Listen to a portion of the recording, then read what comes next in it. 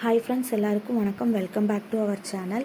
இன்றைக்கி நம்ம பார்க்க போகிற பதிவு என்னன்னு பார்த்தீங்கன்னா 7/10/2024 புரட்டாசி மாதம் 21ஆம் நாள் திங்கட்கிழமை வரக்கூடிய வளர்பிறை பஞ்சமி திதி, அதாவது புரட்டாசி மாதம் நவராத்திரியின் போது வளர்பிறை பஞ்சமி திதியில் வாராகி அம்மனை வழிபட்டால் என்னென்ன பலன்கள் கிடைக்கும் அப்படிங்கிற பதிவு தான் இந்த ஆடியோவில் நம்ம பார்க்க போகிறோம். அதுக்கு முன்னாடி நம்ம சேனலை இன்னும் சப்ஸ்கிரைப் பண்ணாதவங்க சப்ஸ்கிரைப் பண்ணிக்கோங்க. கீழே இருக்க பெல் ஐக்கானை கிளிக் பண்ணிக்கோங்க. அப்போ தான் நம்ம போகிற மோர் வீடியோஸ் உடனே உங்களுக்கு நோட்டிஃபிகேஷனில் வரும். ஓகே ஃப்ரெண்ட்ஸ், டுடே வீடியோக்குள்ளே போகலாம்.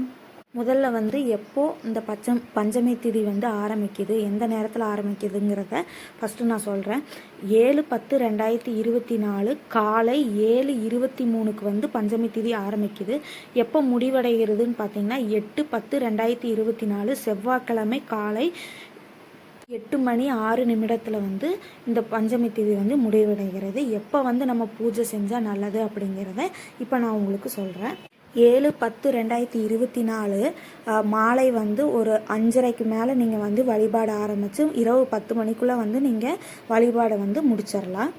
உங்களால் திங்கட்கிழமை சாமி வழிபாடு பண்ண முடியல அப்படின்னு நீங்கள் நினச்சிங்க அப்படின்னா செவ்வாய்க்கிழமை காலையில் பிரம்ம முகூர்த்தத்தில் நீங்கள் இந்த வழிபாடை செய்யலாம். அதாவது 8 மணிக்குள்ளே முடிகிறக்குள்ளே நீங்கள் வழிபாடு செஞ்சு முடிச்சிருங்க. இப்போ எப்படி பூஜை செய்யணும் அப்படிங்கிறத இந்த பதிவில் நான் ஃபஸ்ட்டு சொல்கிறேன். இப்போ உங்ககிட்ட வாராகி அம்மன் சிலையாகவே இருந்தாங்க அப்படின்னா அந்த சிலைக்கு கண்டிப்பாக நீங்கள் அபிஷேகம் பண்ணி அதுக்கப்புறம் தான் அலங்காரம் பண்ணணும். ஃபஸ்ட்டு அபிஷேகம் என்னென்ன பொருட்களால் உங்களால் ஏதாவது ஒரு 5 அபிஷேக பொருட்கள், பால், தயிர், பன்னீர், மஞ்சள், குங்குமம், தேன், இந்த மாதிரி வச்சு நீங்கள்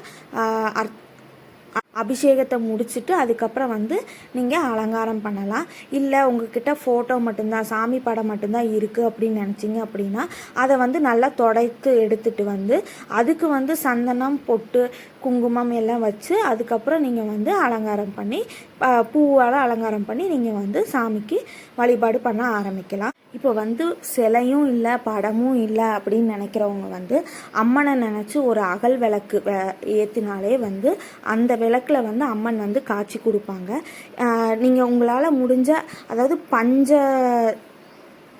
முகாம் அகல் விளக்கு வாங்கிக்கோங்க. அதில் 5 திரி இட்டு பொட்டு, சந்தனம், இந்த மாதிரி குங்குமம்லாம் இட்டு அதுக்கப்புறம் ஃபஸ்ட்டு எண்ணெய் ஊற்றி, அதாவது நல்லெண்ணெயோ நெய் தீபமோ எதுவாக வேணாலும் இருக்கலாம், அம்மனை நினச்சி நீங்கள் அதில் விளக்கு போட்டு வழிபாடு பண்ணீங்க அப்படின்னா அம்மன் உங்களை கேட்ட வரத்தை அள்ளி கொடுப்பாங்க. அதுக்கப்புறம் பார்த்தீங்கன்னா இன்னொரு தாம்பளத்தட்டில் பச்சரிசி மஞ்சளை கலந்து வச்சுட்டு அதுக்கு மேலே ஒரு அகல் விளக்கை வச்சு சுற்றியும் செம்பருத்தி பூவால் அலங்காரம் பண்ணி அந்த அகல் விளக்குக்கு எப்பவும் போல் சந்தனம், குங்குமம் இட்டு தீபம் போட்டு அதுக்கு முன்னாடி நீங்கள் கிழங்கு வகைகள், அம்மனுக்கு பிடித்தது கிழங்கு வகைகள் பிடிக்கும், எந்த கிழங்கா வேணாலும் இருக்கலாம், அதை நீங்கள் அம்மனுக்கு படைச்சு குங்குமத்தால் அம்மனை வேண்டி வழிபாடு பண்ணீங்க அப்படின்னா அந்த குங்குமத்தை தனியாக எடுத்து வச்சுக்கோங்க.